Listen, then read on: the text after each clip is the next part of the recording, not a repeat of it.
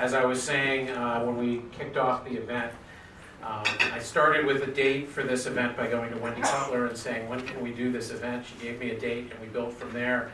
And I had a lot of people coming to us saying, well, we need to talk about autos, we need to talk about agriculture, we need to talk about pharmaceuticals. I said, we need to talk about we realized we need to talk about a lot of things, so we added a second panel because we have so many topics that we need to address today. Great kickoff, setting the table in the first panel, giving us the political and trade dynamics.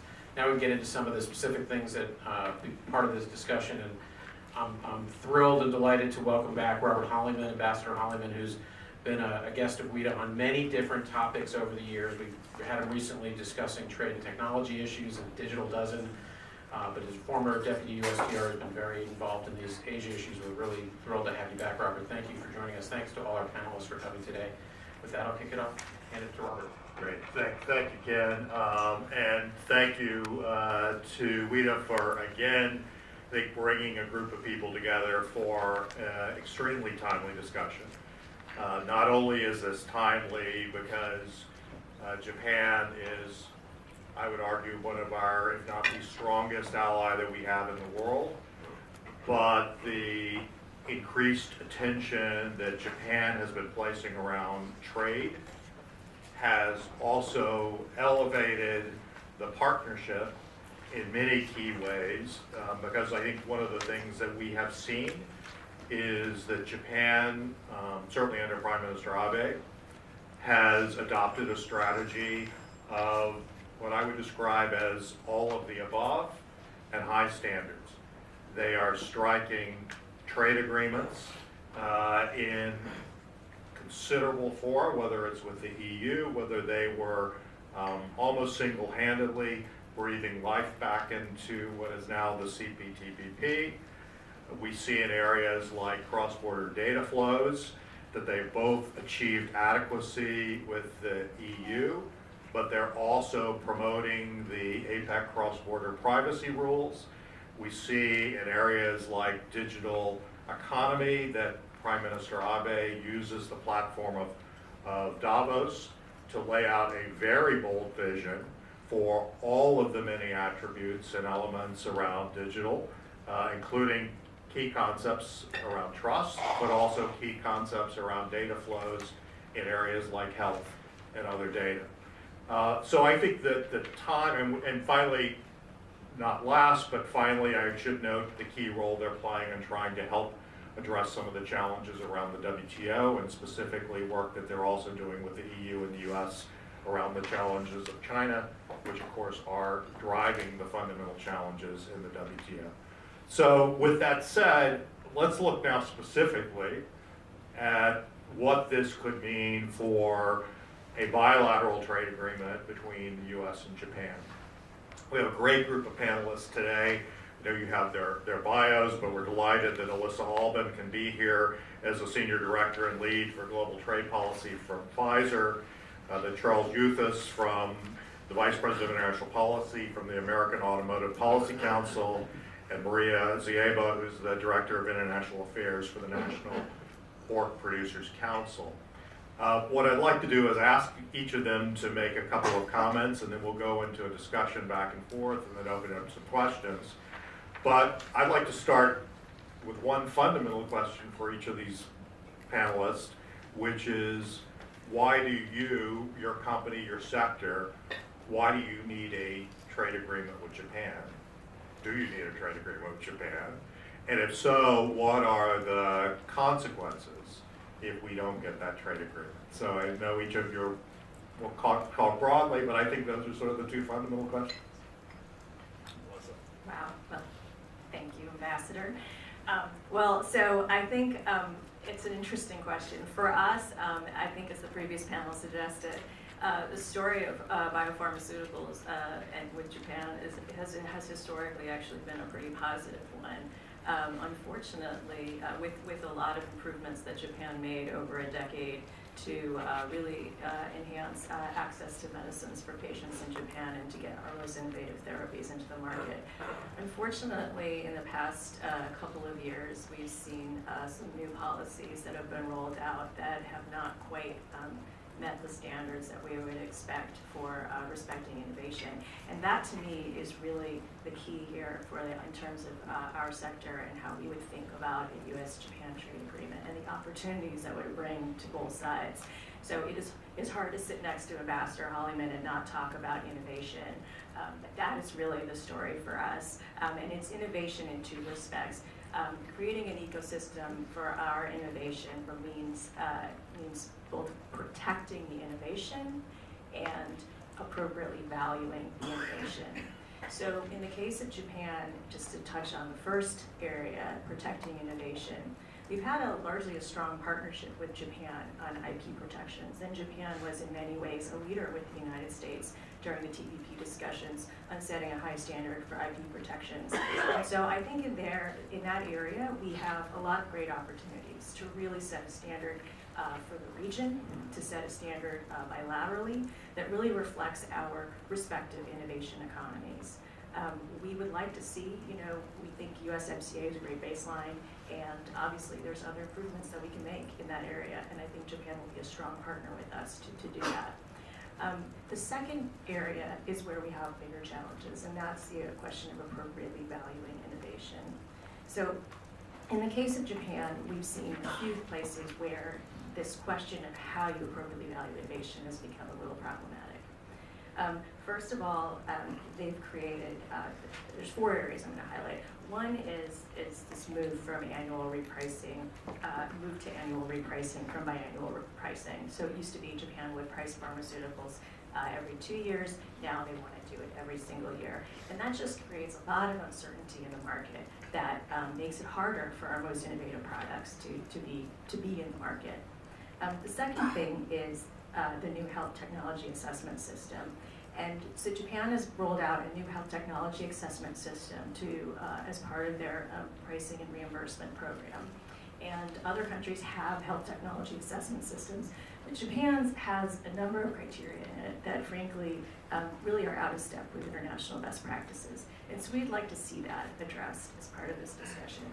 The third place where I think we have some opportunities is with respect to the price maintenance premium program. Now, Japan has had this program for a long time, but there's been some changes to it recently that have introduced some criteria that, frankly, they appear to favor Japanese companies over U.S. producers, especially small businesses. So that's the kind of discriminatory treatment that we would like to see a trade agreement address, and frankly, all of these things are reflected in Trade Promotion Authority as issues that should be addressed for pricing and reimbursement. The last thing I would say is transparency and due process. I suspect we may hear a little more about this, but I think for any highly regulated product, when we go into the regulatory process in Japan, we've been encountering from time to time issues related to transparency, participation in the regulatory process, just the ability to have equal treatment and to get that kind of engagement with regulators that produce the best outcome for the market, that really help them understand the needs that the companies have and how to get those highly innovative medicines into the market efficiently. So those are the kinds of issues that we'd like to see the trade agreement address, and there's huge opportunity if we're successful in doing so. I think as the previous panel said, biopharmaceuticals exports are a huge strength for the U.S. economy. We have almost $4 billion in exports already going to Japan, and we have a lot of opportunities for growth. So we'd like to see that, a real strong foundation for that built by this agreement.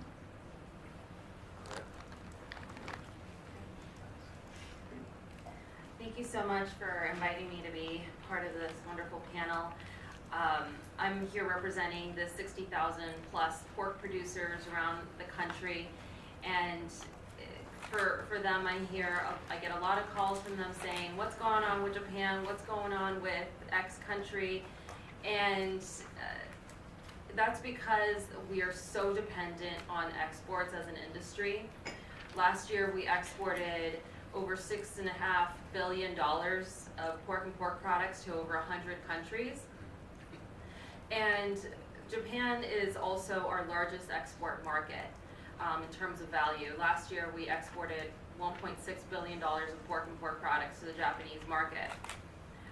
Over the last 30 plus years, we've seen that through free trade agreements and through negotiations, we've been able to lower those barriers to trade, and we went from being a net importer of pork in this country in the 90s to now being a net exporter of pork. And like I mentioned, we last year exported to over 100 countries. That's not a coincidence. It also means that we have benefited tremendously from those standard setting and lowering those barriers to trade across the world. That being said, we're facing a lot of headwinds because our producers put in a lot of investments across the country and across rural America. They were counting on having the Trans-Pacific Partnership and having an agreement with the Japanese.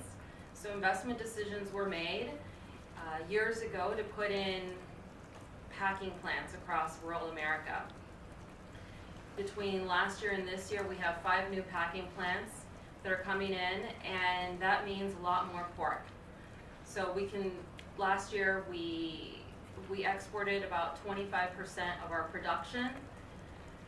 It's fair to say that that's probably going to increase, given that we're still in that expansion mode. It's really hard to just rein things back in after you've put in those investments. But I think we're also getting hit really hard because our biggest competitors have a free trade agreement with the Japanese. And as we've seen, the Europeans essentially copy and paste the deal that we had in TPP, and then the TPP 11 go through. We're facing some tough headwinds, and that's why we need to have an agreement as soon as possible with the Japanese. I mentioned that last year we exported $1.6 billion of pork and pork products to Japan. We've had Iowa State do an economic modeling of what it would happen to our producers and our exports if we don't have an FTA or a negotiation or an agreement with the Japanese in the next few years. And what that analysis came back is that from a $1.6 billion market, it'll phase out to a $349 million market in the next 15 years. That is essentially wiping out everything that we've worked for the past decades to build and to strengthen. And we're not alone. Agriculture it's not just a pork issue. Others have mentioned it's a beef issue, it's a wheat issue, it's a dairy issue, it's a rice issue, and it's sad that we're in this position. But I also want to mention that we're very afraid of what the auto report will say and what implications that could also have on our exports. If you look at where our top 5 export markets are and where we're importing auto parts and autos and trucks from, that list looks very similar. And Japan is at that top of the list, and we're very concerned that we're going to end up on that retaliation list. Pork seems to always be at the top of the retaliation, and we're currently on 3 lists. So it's not hard to imagine that we would end up on another one. I'll turn it over to Charles to talk about the auto sector since I kind of teed it up for you. Great, thanks. Thank you. Good morning, everyone. Ambassador, thank you, and Witta, thank you for inviting me to be here. I feel like I'm the skunk invited to the party. The auto sector is certainly something the administration here has taken a big interest in, and going all the way back to the beginning of my career now, since the early 90s, the U.S.-Japan automotive trade relationship has been a troubled one. But to answer your question, the reason that it's critically important for our industry to have a successful U.S.-Japan agreement really goes to competitiveness. Both these 2 excellent speakers have already spoken about the fact that the U.S.-EU FTA creates a dynamic which is very difficult for us to compete with now in that situation. And on top of that, that's the fact that Japan is the third largest auto market in the world. And as the third largest auto market, the fact that we have such limited access to that market is very critical in terms of the global competitiveness of our companies that I represent. So this is an important factor, getting access to that market, having the competitiveness with the European counterparts, as well as the counterpart countries in the CTPP. That's the problem, I'm pronouncing that one, that's usually one way to take a look at the dynamic between U.S. and Japan on the auto relationship, which, by the way, just completely dominates the trade relationship overall. 70% of the deficit, near 80% of the deficit with Japan is automotive. We're talking about 1.7 million vehicles that came into the marketplace from Japan last year. And we were limited to, even though the market is a 5 million unit market in Japan, we were limited to exporting less than 17,000 vehicles to Japan. So this is a really minuscule amount, and it has a lot of upside potential. And we would hope that a U.S.-Japan FTA would open up that potential. Areas that we would need to see progress on, and what was done in TPP was a huge step forward, but it's an important step and an important precedent. But I think we'd be looking from our perspective for an agreement that would be TPP plus, something that would go a little bit beyond, maybe a lot beyond in certain areas than the TPP went. In particular areas for dealership access and distribution, which is critical for our companies. Regulatory convergence, which was touched on at the earlier panel, that is going to be absolutely essential. Not just existing standards and regulations, which is problematic in Japan and the U.S., the differences between the two, and the cost associated with having to homologate a vehicle for the Japanese auto market.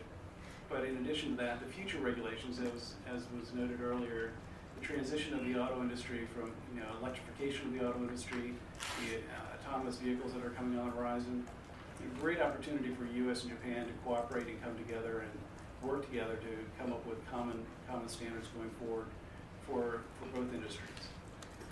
One thing I do want to note, though, Japan has been, the U.S.-Japan auto relationship has been systemically imbalanced for decades and decades, as I sort of noted earlier.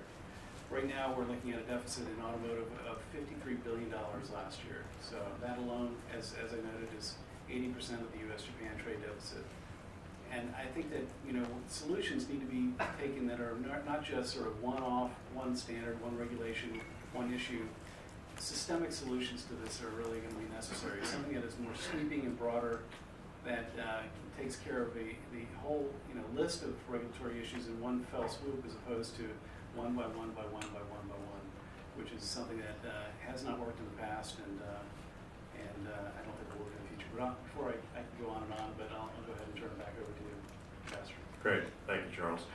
Thanks for the whole panel. Let me start a round of questions, and I'm actually going to start with Charles because you've got the microphone, and I'll do it quick on this. So one of the discussions in the first session, and that's really captivating a lot of attention, is whether there could be sort of a quick early deal, a first stage process that would then move into something more substantial. I think there are compelling arguments, certainly from the last panel, and Wendy and others, of why that would not be acceptable to the Japanese, but that continues to be something that I know is floated, including some quarters within the administration.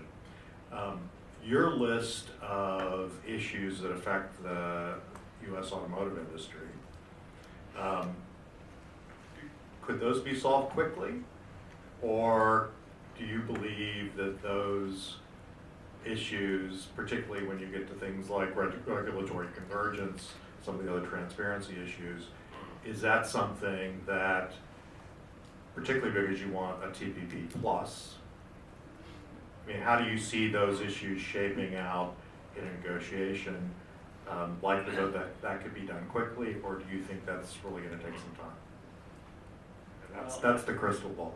Yeah, I think it's definitely going to take some time. I mean, these are entrenched issues on the regulatory front, for example. And I've neglected to mention currency manipulation, which is something that our industry has been pushing for a very long time. Going back to 1995, which was the U.S.-Japan agreement, automotive agreement in 1995, was completely nullified by actions by the Japanese bank and central bank. So by movements and intervening in the marketplace, in the currency marketplace, and depressing the value of the yen. So, we would want to make sure that there would be no possibility of that happening again. And making sure, even though there has not been intervention in the marketplace to date, that is actually something that is prevented from happening in the future.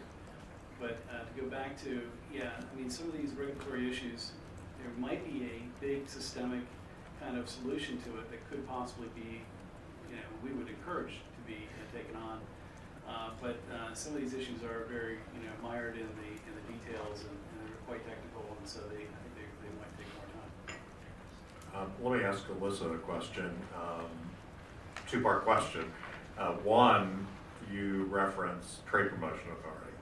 Of course, you had a role in that in your prior employer in doing that, but sort of tell me, not just from a Pfizer perspective, but how you see these issues,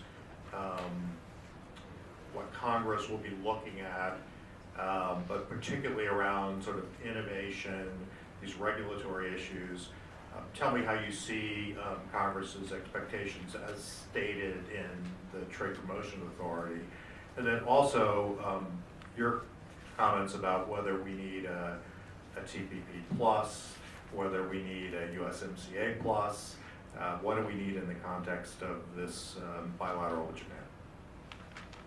Okay, so on your first question, I'm a big fan of TPA, a little biased, but I think the reason why, so for our industry, TPA on IP sets out some very exhaustive principles that Congress expects us to seek in our trade agreements, because innovation is our strength as a country, and so we try to set high standards in our agreements. And for example, with respect to IP generally, we seek standards that are similar to those provided in U.S. law. That's the baseline. So if you go look at U.S. law, you should have a pretty good indicator of what the administration should be looking for in our trade agreements. The second area is with respect to pricing and reimbursement. As I said, TPA covers transparency, non-discrimination, market access, due process. This is sort of the bread and butter of trade first principles, and TPA quite clearly states that they should apply to pricing and reimbursement regimes as well. So those are the kinds of things that we expect the administration to seek. Their trade negotiating objectives with Japan suggest that that is in fact what they're looking for. But just to build on some of the points that Charles made about your first question, I think that TPA shows what our trade agreements program should look like, and we always want a quick and easy deal with trade. Everyone always expects it to be faster and easier than it ever actually is. But the reality is, for us to really reap the benefits of our trade agreements, you have to do the hard work, and it sometimes will take time to get it done right. For us, we are really at an inflection point for our industry with Japan. There are policies that are being rolled out as we speak that are really changing the dynamic in that market. And if we don't tackle this now, our concern is that we will have forever changed the narrative with Japan. And that would be a huge challenge for us as an industry. So really, for us, the moment is now. Are the issues easy? Probably not. But do they need to be tackled? Absolutely. Can I add one thing, just to build on the point of innovation? The auto industry is going through, as I mentioned before, this massive transformation and electrification of the vehicles and autonomous technologies, and the U.S. has actually a big lead in this area. I mean, most of all this, the advancements happening in this area are happening in Silicon Valley, and in linking up Detroit and Silicon Valley and autonomous vehicles in particular. This is an area and an opportunity for us to actually, really rev up our ability to export more around the world, and from our perspective. And we already actually are the largest exporting sector. At $146 billion a year of auto parts and vehicles that are exported from the United States, where aerospace and us sort of trade off, but mostly it ends up being the auto industry that ends up exporting more. But we have, for example, on vehicles, we're only exporting about 20% of what we produce, whereas Japan is 50% exporting of what they produce, Korea 50%, Germany 50%. we have a lot of upside, and if we have this innovation lead, I think we actually have a big future opportunity here, and to Japan in particular, but other markets around the world as well. It really has potential to sort of change the dynamic and add an area where we really excel, and will be highly desirable in Japan and elsewhere. Maria, do you want to talk a little bit about, a little more about what you think needs to be done in this agreement? And there's a sort of broader question of how quickly could things be done? If you want to comment on that, or, you know, specifically, you know, what you want to see out of this deal and how fast.